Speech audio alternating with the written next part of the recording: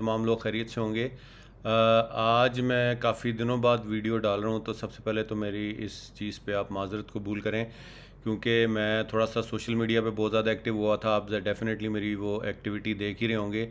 और दूसरा, मैं 2 कोर्स और प्लान कर रहा था, उनका यानी कि कंटेंट मैं देख रहा था। आपने देखा ही है, मैंने 2 कोर्सेज़ और भी लॉन्च कर दिए हैं, एक ईबे का और एक एडसे का ना, बैक टू बैक। तो उसमें भी अगर आप रजिस्ट्रेशन करवाना चाहें तो जो मेरे अमेज़ोन के स्टूडेंट्स हैं उनको मैं इंशाल्लाह एक अच्छा डिस्काउंट दूंगा। ठीक है जी। तो लास्ट जो मेरी वीडियो थी वो मेरा सेशन नंबर 15 था, वो टोटली प्रैक्टिकल था। और आज हम थोड़ा सा थ्योरी पढ़ेंगे और फिर इंशाल्लाह फिर प्रैक्टिकल की तरफ जाएंगे। ठीक है, अभी हमारा लिस्टिंग का ही टॉपिक चल रहा है, प्रोडक्ट लिस्टिंग। और इसमें आज हम थ्योरी पढ़ेंगे और इसकी फिर कंटिन्यूटी में आगे इसकी जो रेलेवेंट प्रैक्टिस होगी इंशाल्लाह होपफुली मैं आने वाले दिनों में जल्दी वो डालूंगा। ठीक है जी। तो बिस्मिल्लाह करके स्टार्ट करते हैं। बिस्मिल्लाह रहमान रहीम। अच्छा जी, मैंने आपको जब मैंने आखिरी लेक्चर जब मैंने ख़त्म किया था जो प्रैक्टिकल का था, उसमें मैंने लास्ट में आपको बताया था कि बैक एंड सर्च टर्म्स। ये बैक एंड सर्च टर्म्स क्या होती हैं कि जब आपकी लिस्टिंग के अंदर, क्योंकि आप कीवर्ड्स जो तलाश करते हैं जिनका सर्च वॉल्यूम अच्छा होता है, और लिस्टिंग जिस बंदे से बनवाते हैं उसको बताते हैं, फ़र्ज़ करें आपने 25 से 30 कीवर्ड्स उसको दिए हैं, लेकिन वो लिस्टिंग में 10-15 इस्तेमाल कर किए हैं उसने, बाकी जो रह गए हैं, ज़रा उन कीवर्ड्स का अगर सर्च वॉल्यूम अच्छा है तो हम उसको ज़ाया नहीं कर सकते। तो ये अमेज़ॉन की लिस्टिंग में लास्ट में ही आ रहा होता है बैक एंड सर्च टर्म। तो ये हम वो वाले वर्ड्स उधर डाल देते हैं जहाँ मैंने आपको मिसाल दी थी कि गलत स्पेलिंग्स के साथ भी लोग अगर सर्च करते हैं तो उससे बैक एंड सर्च टर्म्स के अंदर दिखाई हम डाल के उससे उसको हम ऑप्टिमाइज़ कर सकते हैं। तो Amazon back end keywords are the hidden search terms that can be added to a product listing to boost its visibility. उसकी विजिबिलिटी को, उसने उसके दिखने को, उसको रैंक करने को, ये जो बैक एंड सर्च टर्म्स हैं ये बहुत इंपॉर्टेंट है और इसमें बड़ी मदद करते हैं। The back end search fields on the seller central account play a crucial role in Amazon SEO. Amazon का भी एक एल्गोरिथम है, वो सारा उसको देखता है, उसको रीड करता है। और अमेजॉन की जो अपनी internal SEO search engine optimization, उसके अंदर अगर वो कीवर्ड को जब ढूंढेगा, रैंक करेगा, तो आपका जो रैंकिंग है बेस्ट सेलर रैंक पे आने का बीएसआर रेट आपका बेहतर हो जाएगा। These keywords are not visible to the user visiting a product listing page. अच्छा, ये जो लफ्ज़ है ना, ये जो लिस्टिंग के ऊपर या डिस्क्रिप्शन पे या बुलेट्स में वो आपको नज़र नहीं आएंगे, ये बैक एंड पे होंगे और इसकी वजह से आपका प्रोडक्ट रैंक होगा। The total length of search terms is limited to less than 250 bytes. 250 bytes तक आप ये कीवर्ड्स डाल सकते हैं। ठीक है जी। अब इमेजेस मैंने ऑलरेडी बता दिया था कि आपने इमेजेस की गाइडलाइंस क्या है, प्रोडक्ट इमेज रिक्वायरमेंट्स क्या है। Listing that are missing in a main page will not appear in search और browser until you fix the listing. Choose images that are clear, information rich and attractive. हमने जब तक images की, हम Amazon की बताई हुई गाइडलाइन पे अमल नहीं करेंगे, हमारे नए इमेजेस वो हमारी लिस्टिंग के ऊपर दिखेंगे। और उसके लिए क्राइटेरिया क्या है कि उसको हमने नीचे देखते हैं, अभी वो क्लियर होने चाहिए, जो एक नॉर्मल क्राइटेरिया है, और इन्फॉर्मेटिव होने चाहिए, रिच होने चाहिए इन्फॉर्मेशन के साथ, और अट्रैक्टिव होने चाहिए, आई कैची होने चाहिए। Images must meet the following requirement. इसकी तकरीबन ये 5 के करीब पॉइंट्स है जिसकी रिक्वायरमेंट हमने पूरी करनी है। अगर हम इस रिक्वायरमेंट को फुलफिल नहीं करते तो अमेजॉन हमें कभी भी अलाउ नहीं करेगा कि उन पिक्चर्स को अप्रूव करे और हमारे वो सेलर सेंट्रल अकाउंट के पेज के ऊपर लिस्टिंग पर दिखे। पहला पॉइंट है, product must fill at least 85% of image. अच्छा, जो प्रोडक्ट है, जो चीज़ हम बेच रहे हैं, वो तकरीबन जो तस्वीर का 85% होना चाहिए। Images must show only the product that is for sale. उसके अंदर सिर्फ प्रोडक्ट दिखना चाहिए, with few or no props and with no logos. के अंदर ये सारी चीज़ें नहीं, लोगोस भी नहीं होने चाहिए, वाटर मार्क्स भी नहीं होने चाहिए। और इनसेट इमेजेस में only contain text that is the part of the product. उसमें सिर्फ ऐसा टेक्स्ट हम लिख सकते हैं जो उस प्रोडक्ट की को डिस्क्राइब कर रहा हो।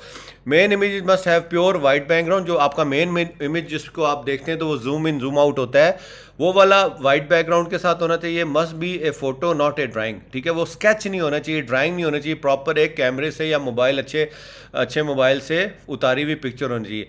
And must not contain excluded accessories. ठीक है, और उसकी एसेसरीज के साथ उसकी तस्वीर नहीं होनी चाहिए। Images must be at least 1000 pixel, 1000 pixel उसका होनी चाहिए उसकी जो क्वालिटी है ऑन द लॉन्गेस्ट साइड यानी कि वर्टिकल, और हॉरिजेंटल उसकी जो होती है at least 500 pixel on the shortest side to the zoomable, ताकि वो अच्छे तरीके से जूम किया। जैसे आपने देखा होगा कि हम किसी भी लिस्टिंग पे जाते हैं तो हम पहले प्रोडक्ट जो मेन प्रोडक्ट को पेज को करते हैं, तो जब उसको हम दिखाते हैं तो वो हमें जूम जब हम करते हैं तो उसमें हमें वो अच्छा सा जूम करके नज़र आता है। तो अभी यह है कि चौथा इसका पॉइंट ये है कि image must be not exceed 10,000 pixel on the longest side, तो वो 10,000 पिक्सल से ज़्यादा का नहीं होना चाहिए। Last but not the least उसकी जो कैटेगरी होनी चाहिए, JPEG is the preferred image format but you also may use TIFF and GIF, ये तीनों किस्म की कैटेगरीज के जो है ना आप इमेजेस अपलोड कर सकते हैं। अच्छा जी, अब जो लिस्टिंग के लिए इमेजेस रिकमेंडेशन है, मेन इमेज जो चाहिए उसकी जो है ना मैंने आपको बता दिया कि वो 85% तक होना चाहिए वाइट स्पेसिंग के साथ, प्लेन बैकग्राउंड के साथ।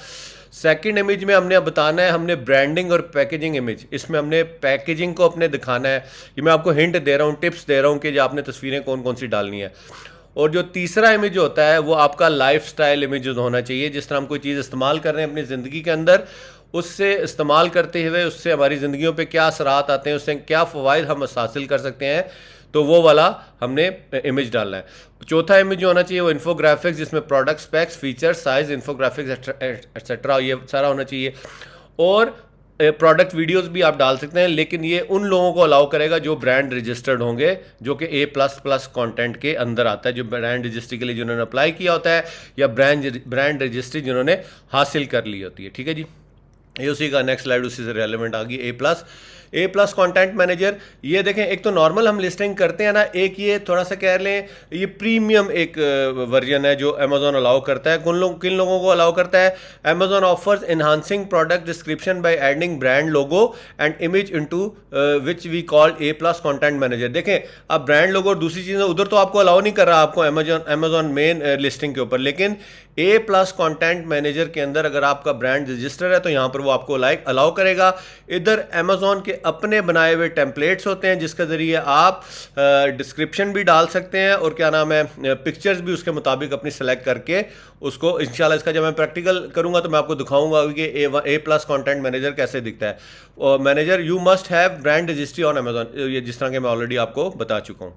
अच्छा जी, अब लिस्टिंग करते हुए हमसे जो गलतियां होती हैं ना उसके अंदर डिफरेंट एरर्स भी आते हैं। तो पॉसिबल लिस्टिंग एरर्स में सबसे पहला है सप्रेस्ड लिस्टिंग, दूसरा है स्टैंडर्ड इन्वेंट्री और तीसरा है अनफुलफिलेबल इन्वेंट्री। अब पहले वाले को हम देख लेते हैं। when you do not follow Amazon listing standards, Amazon will suppress your listing and make it inactive until you fix suppressed issue। अच्छा, अब अगर Amazon के जिस तरह मैंने पिछले सारे बताए हैं रूल्स को अगर फॉलो नहीं करते तो Amazon आपकी लिस्टिंग को सप्रेस्ड कर देता है, वो लाइव नहीं होती और उसके आगे रीज़न भी दे देता है। आप उस पॉइंट को क्लिक करेंगे और उसके एरर वाली हिस्से में चले जाएंगे और उसको अगर आप रिजॉल्व करेंगे तो आपकी सप्रेस्ड लिस्टिंग लाइव हो जाएगी। दूसरी गलती क्या है जी? Standard inventory. What this basically means, standard inventory is that the Amazon system does not know what to do with your inventory. Amazon को पता ही नहीं होता कि आपकी इस इन्वेंट्री के साथ, इन्वेंट्री यानी कि जो आपने स्टॉक उसको भेजा हुआ है उसके साथ करना क्या है। For example your inventory is placed in Amazon warehouse, मिसाल के तौर पर अगर आपकी वेयर हाउस में इन्वेंट्री है for FBA and you delete the listing और आपने गलती से लिस्टिंग को डिलीट कर दिया है या convert it to FBM from FBA। आपकी ऑलरेडी फुलफिलमेंट बाय अमेजोन थी, उसको आपने FBM में कन्वर्ट कर दिया है, तो अब अमेजोन कंफ्यूज है कि उसने आपकी लिस्टिंग के साथ क्या करना है। तो अमेजोन क्या करता है कि आपकी Amazon will standard your inventory until unless you fix that issue. जब आप उसको क्लैरिटी नहीं देते, अगर आपकी गलती से लिस्टिंग डिलीट होगी आप उसको दोबारा डाल नहीं देते, या FBA से आपने उसको FBM में कन्वर्ट कर दिया तो FBM से दोबारा जब तक उसको FBA नहीं करते अमेजोन उसको स्टैंडर्ड इन्वेंट्री के अंदर रखता है। तीसरा है जी unfulfillable inventory. If your inventory or few units got damage or gets return in bad condition in which not able to sell, अगर आपका कोई चीज़ डैमेज हो जाती है, टूट जाती है या कस्टमर से या बुरी हालत में पहुंचती है, कस्टमर उसको रिटर्न कर देता है, Amazon will make those units unfulfillable and will give you an option of dispose of और get them back on your address by creating a removal order. और अमेजोन फिर उसे कहता है कि अब आप हमें बताएं इसका क्या करना है, हम इसको अपने एंड पे डिस्पोज ऑफ कर दें या फिर हम उसको आपको आपके पते पे वापस भिजवा दें। तो नॉर्मली मैं यही कहता हूँ कि अगर हल्की फुल्की अगर कोई प्रॉब्लम्स हैं तो आप उसको कोशिश करें उसको गिव अवेज में दे दें अमेज़ॉन, क्योंकि अगर उसको डिस्पोज ऑफ भी करेगा तो उसके चार्जेस भी पड़ेंगे आपको, और अगर आपके पते पे वापस भी भेजेगा तो डेफिनेटली वो भी कोरियर आपको पड़ेगा और अमेज़ॉन अपनी सर्विसेज के चार्जेस भी लेगा। तो ये आपने डिसीजन खुद लेना है। अच्छा जी, अब मी टू लिस्टिंग, ये बड़ा इंपॉर्टेंट टॉपिक है। Me too listing it's a form of drop shipping, ठीक है। आप जो ऑलरेडी अमेज़ॉन के ऊपर ब्रांड एग्जिस्ट कर रहे हैं, चाहे वो ब्रांडेड है या नॉन ब्रांडेड है, आप उसके साथ चिपक जाते हैं और वो अलाउ करते हैं, वो बाय बॉक्स के नीचे छोटा सा लिखा हुआ होता है कि I can also sell this product. आप उस पर जाके मी टू करते हैं और वो फिर आप उसको होल सेल और ड्रॉप शिपिंग के ज़मरे में आप बेच सकते हैं दूसरे को। ये बड़ा आसान है, जो लोग ड्रॉप शिपिंग करना चाहते हैं। आजकल मेरा वैसे भी जो सोशल मीडिया पे जो टॉपिक्स चल रहे हैं वो ड्रॉप शिपिंग से रिलेटेड है, उसमें भी मैंने मी टू लिस्टिंग के बताया था। और इसमें आप जो क्विक अर्नर्स हैं, जिनके पास, जो अगर आपके क्लाइंट के पास भी बजट कम है या आपके पास भी बजट कम है, तो मी टू लिस्टिंग के ज़रिए आप फ़ौरन से अर्निंग स्टार्ट कर सकते हैं, ठीक है जी।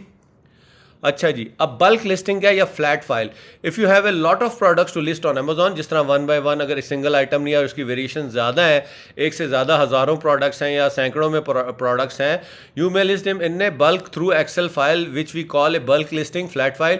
इसका मैं आपको इंशाल्लाह डेमो भी करके दिखाऊंगा। There are inventory file templates for specific Amazon categories that you can download and use to create your listing file. पहले अमेजॉन से आपने एक्सपोर्ट करनी है वो फाइल, उसी फॉर्मेट के तहत आपने उसके अंदर डाटा फिल आउट करना है, कॉपी पेस्ट सारा वर्क है, और फिर इसको दोबारा आप उसके ऊपर अपलोड कर देंगे तो आपकी लिस्टिंग लाइव हो जाएगी। तो उसमें इमेजेस भी आप डाल सकते हैं। तो इमेजेस के लिए ये मैंने आपको बता दिया, इमेजेस का आपने यूआरएल किधर से क्रिएट करना है। ये एक वेबसाइट है www.imgur.com।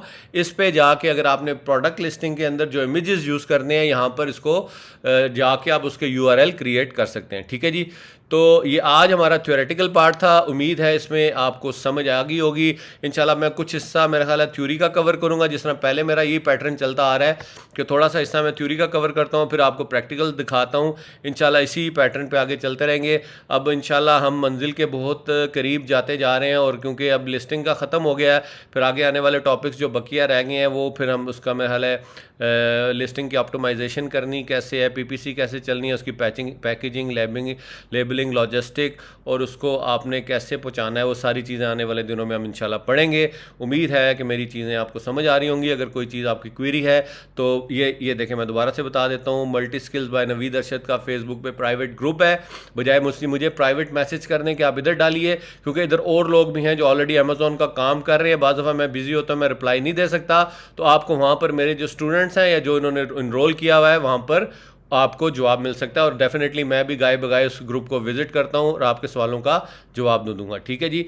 तो उम्मीद है ये आपके लिए काफ़ी इंफॉर्मेटिव सेशन होगा। इंशाल्लाह एक नए लेक्चर के साथ जल्द ही मुलाकात होती है। तब तक अपना बहुत सारा ख्याल रखिएगा और इंशाल्लाह इससे मुस्तफ़ीद हों और प्रैक्टिकल करें और पैसे कमाएं। Thank you very much, take care, अल्लाह हाफिज़।